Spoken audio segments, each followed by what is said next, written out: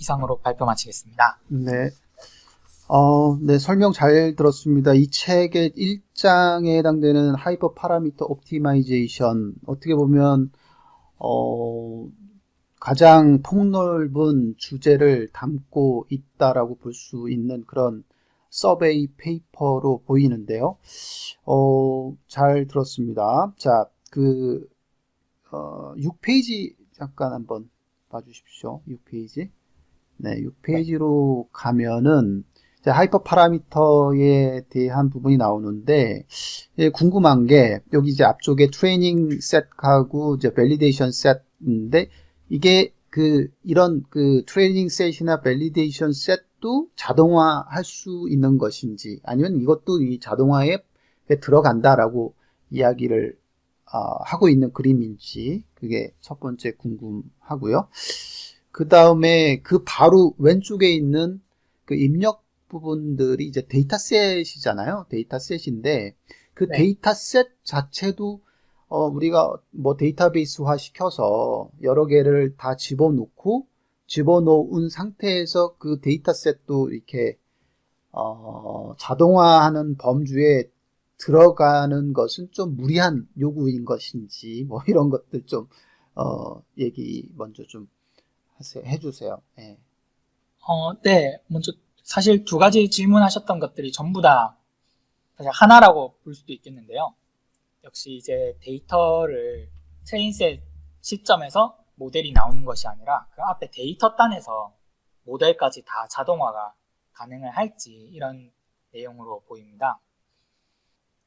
먼저 트레인셋, 밸리데이션셋 분리하는 이런 부분들에 대해서는 아까 마지막 오픈 프로블럼으로 제가 이 페이퍼에서 언급하고 있는 arbitrary size pipeline construction이라고 하는 쪽에서 이런 트레인 셋, 밸리데이션 셋을 분리를 하고 그다음에 모델 이밸루에이션을 그러면은 어떤 밸리데이션 셋을 가지고 이밸루에이션 할 것인가까지도 하이퍼 파라미터로 넣을 수 있어야 한다라고 하는 분야로서 이제 대표적으로 티팟 같은 모델들이 그렇게 접근을 했다라고 말씀을 이제 드렸는데요.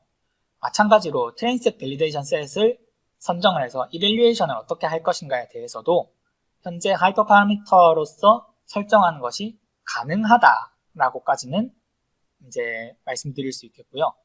다만 이제 그러면 어떻게 하느냐에 대해서는 아직까지 뭐 여러 가지 이견들이 존재하고 특히나 이제 이밸류에이션 단계에서 어떻게 구성을 해야 잘 구성이 될까 하는 것들은 여전히 좀 연구가 이루어지고 있습니다. 네, 데이터셋 같은 경우에는 여기 앞에 이게 2021년이라서 19년도 책보다 좀 더 뒤에 나온 페이퍼인데 데이터 프리파레이션이라고 해서 이 단계가 하나 추가가 됐습니다. 그래서 데이터 컬렉션, 즉 우리가 분석하고자 하는 데이터가 부족하다면 추가로 컬렉팅을 해야 될 것이고 데이터가 어떤 노이즈가 껴있거나 너무 좀 쓸데없는 데이터가 많다면 클리닝도 해야 될 것이고 그 다음에 데이터가 그럼에도 불구하고 부족하다 이러면 뭐 어규멘테이션을 해서라도 모델의 성능을 향상시켜야 된다라고 하는 이런 내용들이 데이터 프리퍼레이션에 대한 부분들이 요즘 추가가 되어서 이런 부분에 대해서도 저희가 이번에 본 하이퍼 파라미터 옵티마이제이션에서는 담고 있지 않지만 이런 부분에서도 어떻게 이것들을 멀지할 것인가 이런 부분에서도 연구가 되고 있습니다. 그렇군요. 알겠습니다. 자, 그러면 다음 페이지 7페이지로 좀 가주면 여기 왼쪽에 플로우 차트가 나오는데 중간에 오버 버젯해서 예산에 대한 얘기가 나오고 그 예산이 이제 시간이 될 수도 있고 뭐 컴퓨팅 자원이 될 수도 있다.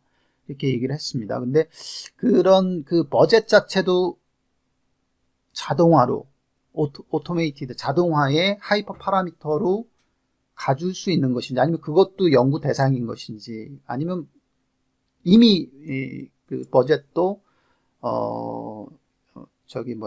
하이퍼 파라미터로 인지를 하고 있는 것인지요? 제가 알기로는 버젯 같은 경우에 대해서 하이퍼 파라미터 최적화의 영역은 아닌 것으로 알고 있습니다. 왜냐하면 버젯 같은 경우에는 사실 그야말로 우리가 얼마나 자원을 가지고 있느냐의 문제고, 결국에는 버짓과 어떤 모델의 성능은 트레이드오프가 일어나는 영역이고, 그래서 저희가 하이퍼밴드 같은 이런 모델들을 보더라도 버짓을 입력하면은 다른 걸 다 알아서 해주는 모델은 존재하지만, 버짓을 어떻게 최적화를 해서 뭐 자동으로 이 정도의 예산이 필요하다, 이런 모델을 만들려면 이 정도의 예산이 필요하다, 이런 방식의 연구는 그렇게 많지 않은 것으로 알고 있습니다.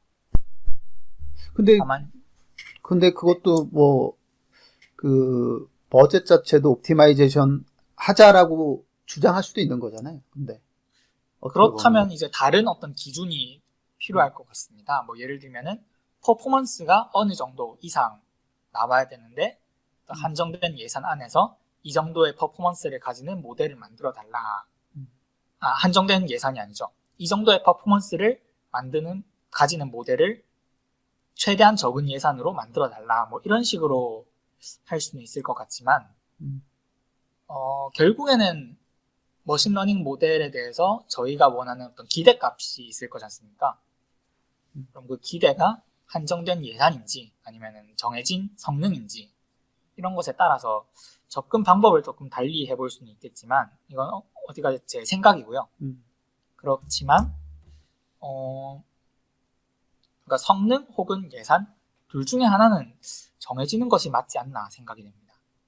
그러니까 뭐 그런 거조차도 컴퓨팅 자원도 얘가 그 여러 가지 뭐 그 변수들 다 트레이드 오프해서 이야기해주면 좋지 않을까라는 생각도 들고, 그 다음에 컴퓨팅 자원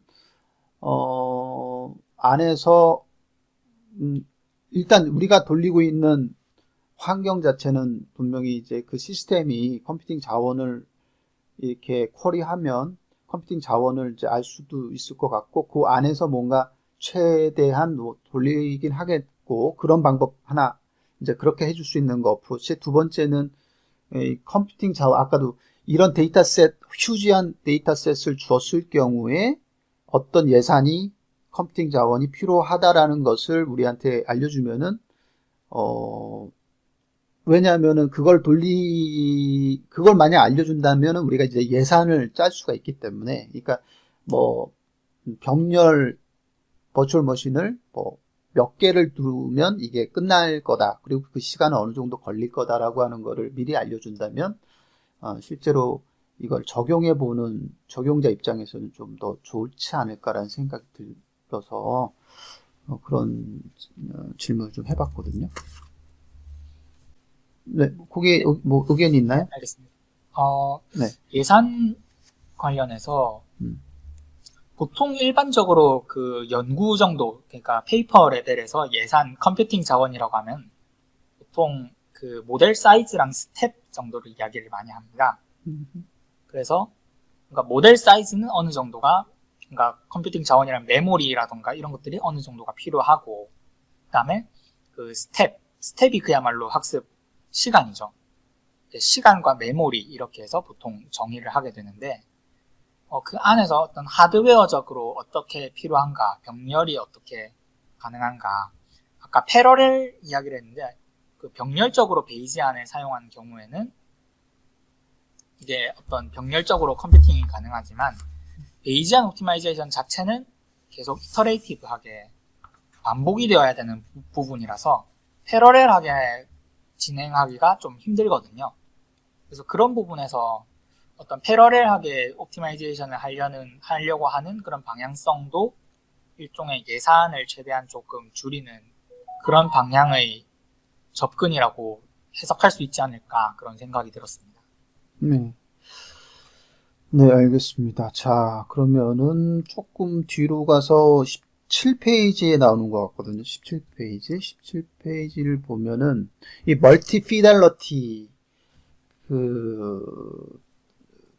조금 일단은 여기서 나오는 그 용어가 피델러티, 그러면 이게 충실도, 충성도 뭐 이런 건가요? 이 용어 자체. 그래서 왜 멀티라는 용어를 썼을까? 그럼 싱글 피델러티라는 것도 어떤 개념이 있는 것인지가 궁금하고, 요 바로 뒤로 넘기면 여기 보면 다음 장이요.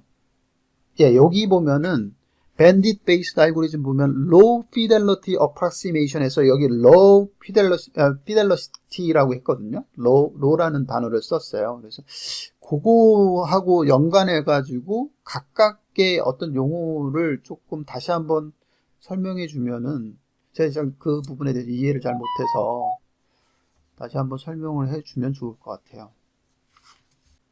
네, 일단 답변 드리겠습니다. 먼저 로우 피델리티 같은 경우에는 이제 실제 참값, 그러니까 실제 지금 현재 같은 경우에는 이 모델이 최종적으로 학습이 다 되었을 때의 정확도를 모르는 상태죠. 그래서 low fidelity approximation 하면은 아직 끝까지 다 학습을 해보지 않았기 때문에 좀 정확도가 부족한, 충실도가 부족한 그런 데이터를 가지고도 이제 이 퍼포먼스를 대략적으로 추정을 해서 그걸로 판단을 하겠다라는 개념으로 이 low fidelity라는 그 용어를 쓴 것 같습니다. 네. 그래서 여기서의 low fidelity 같은 경우에는 아직 그 끝까지 다 모델을 학습을 시켜본 것이 아님에도 불구하고 낮은 충실도를 가지고 있는 이 정확도를 가지고 판단을 하겠다라는 개념으로 해석을 하시면 될 것 같고요. 그다음에 멀티 피델리티 같은 경우에는 그냥 일반적으로 보통 이제 학습 시간하고 학습 정확도를 둘 다 동시에 목표로 해서 좀 최적화를 하는 그런 개념으로 많이 사용되는 것 같은데, 정확하게 이 피델리티라는 이 용어가 왜 이제 멀티 피델리티라고 표현을 하는지에 대해서는 좀 더 조사를 해서 알려드려야 될 것 같습니다. 네, 알겠습니다.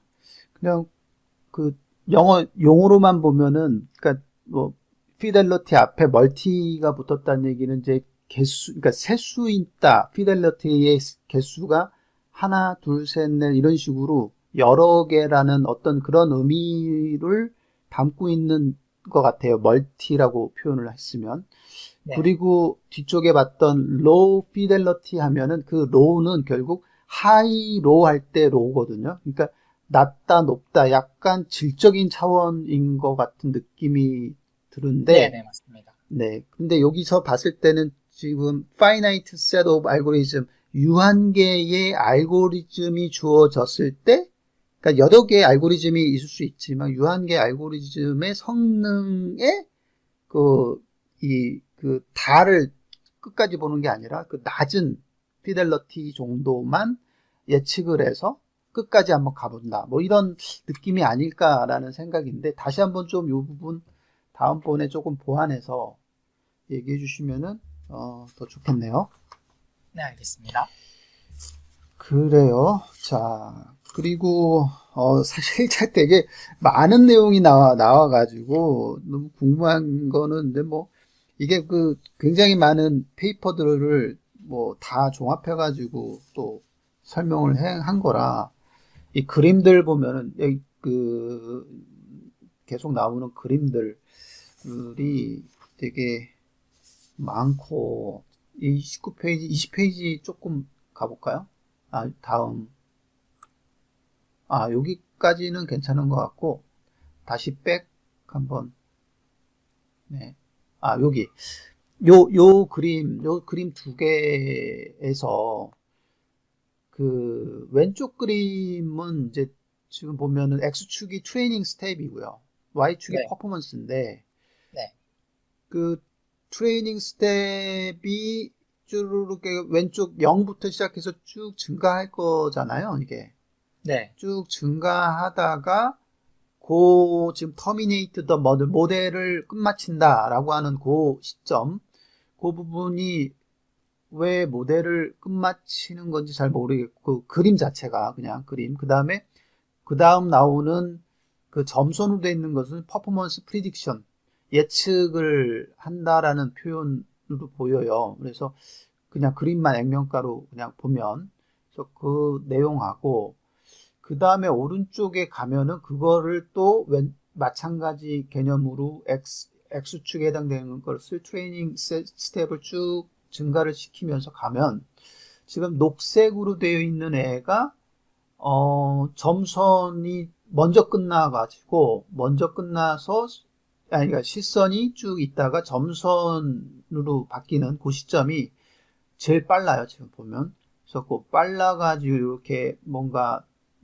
분기가 되는 그런 부분이고 더 나아가서 파란색 부분이 그 다음이고 그 다음 더 나아가서 지금 검은색 부분은 저기 오른쪽 더 끝까지 가서 점선으로 바뀌는 그런 스타일인데 그거를 여기 보면 점선의 그 시점이 stop training, 트레이닝은 멈추고 and choose the other model 이렇게 됐거든요.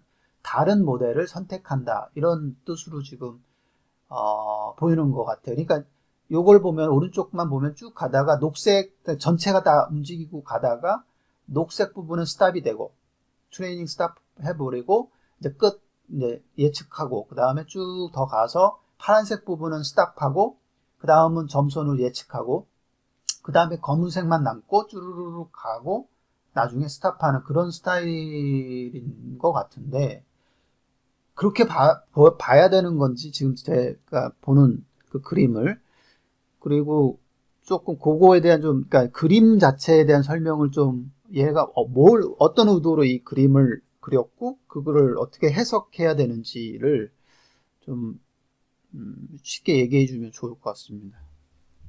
네. 제가 이 부분은 설명이 부족했던 것 같습니다. 네. 우선 왼쪽부터 보시면은, 먼저 일단 베스트 모델이라는 거 하나가 쭉 이제 학습이 되었다고 가정을 하고요.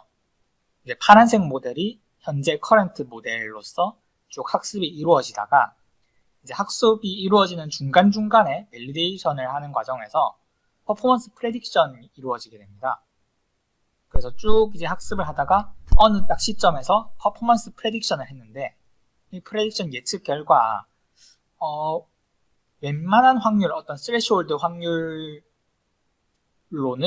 이 베스트 모델을 이기는 것이 도저히 불가능하겠다라는 생각이 들 때 이제 더 이상 학습을 진행하지 않고 스탑한 다음에 그 모델을 터미네이트, 없애버리고 또 새로운 모델을 처음부터 다시 쭉 학습시키고 또 트레이닝 스텝 중간중간에 이제 밸리데이션을 하고 그 퍼포먼스, 최종 퍼포먼스를 예측하고 이런 과정을 계속 반복하는 것을 나타낸 그림입니다. 그래서 여기 점선이 되는 이 시점에 밸리데이션이 이루어졌고 이때 퍼포먼스 프레딕션이 이루어졌고 그래서 그 결과 베스트 모델을 넘을 가능성이 극히 희박하다라는 판단 하에 터미네이트를 했다라는 그런 의미로 그림을 만들었습니다. 그다음에 오른쪽 같은 경우에는 이게 그림을 착각하실 수 있는 것 같은데 지금 이 트레이닝 스텝에 따라서 얘가 병렬적으로 4가지 모델이 학습된 것이 아니고요. 이 트레이닝 스텝이랑 실제 하이퍼 파라미터 옵티마이제이션의 어떤 그 파이프라인 안에서의 시간의 흐름은 다릅니다. 그래서 뭐 맨 처음엔 베스트 모델이 학습이 이루어졌겠죠. 그리고 나서 이 검은색 모델을 학습을 쭉 시키다가 중간에 이제 뭐 검은색 모델이 학습이 별로인 것 같다. 그 지금 마치 이 그 프레딕티브 터미네이션처럼 별로인 것 같다 싶으면은 다시 파란색 모델을 조금 학습을 시켜보고 또 프레딕션 해보고 또 별로인 것 같다 하면 스탑하고 초록색 모델을 학습시켜보고 그렇게 해나가는 과정에서 왼쪽 같은 경우에는 학습이 되다가 더 이상 가능성이 보이지 않으면은 그냥 터미네이트 시켜버리고 다음 모델로 넘어갔다면은 지금 여기서 파란색을 제외한 초록색, 검은색 모델들은 여기에 프리즈 되어 있는 겁니다. 즉 트레이닝 스텝이 뭐 전체가 10,000스텝이라 하면은 1000스텝 학습시키고 예측해보고 1000스텝 학습시키고 예측해보고 이렇게 하던 과정에 검은색은 뭐 한 7000스텝 정도에서 프리즈 되어 있는 겁니다.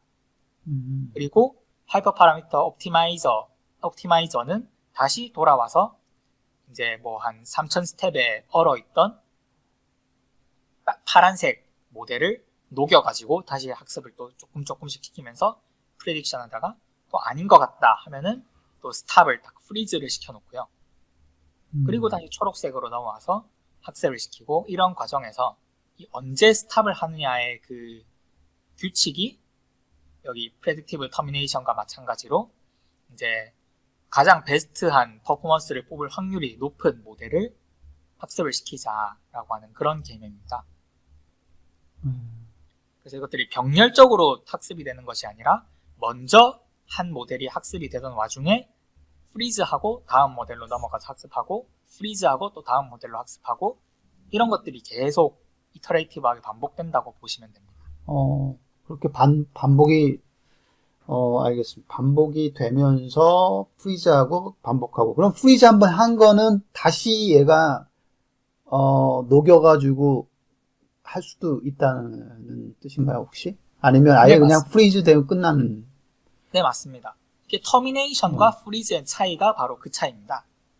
프리즈 같은 경우에는 스탑했지만 베스트 모델을 넘을 가능성이 아예 0%다라는 거는 뜻은 아닐 수도 있고요. 예를 들면은 어떤 모델이 학습 쭉 하던 와중에 베스트 모델을 넘을 확률이 뭐 한 10%다. 다른 모델이 20%다. 그러면 프리즈하고 20% 모델로 넘어가서 학습을 했는데, 알고 보니까 이제 점점 이제 학습이 진행될수록 이 프레딕션이 정확해지면서 못 넘을 것 같다. 5%로 줄었다. 그러면 다시 10%짜리로 넘어올 수 있고, 이렇게 프리즈된 모델이 다른 모델들의 그 확률의 변화에 따라서 얼마든지 다시 녹여서 학습시키는 것이 가능하다는 것이 이제 프리즈 더 베이지언 옵티마이제이션의 특징입니다. 그러면은 이 전체가 언제 끝나요? 예산이 정해져 있습니다. 그 예산이 정해져 있어서 그 예산까지만은 계속 한다. 네, 그래서 사실 프리즈 저 모델 같은 경우에는 베스트 모델이 없더라도 그냥 확률 기반으로 가장 확률이 높은 것 해가지고 계속 베스트 모델을 만들어가면서 끊임없이 학습을 할 수 있기 때문에 예산을 정해주고 그 예산을 넣으면 그냥 바로 다 끝나게 되는 그런 어떤 좀 단점이 있습니다. 그래요? 알겠습니다. 이거는 더 자세히 보려면 요거 관련한 페이퍼를 직접 또 찾아서 봐야 되겠나요? 그죠? 네네.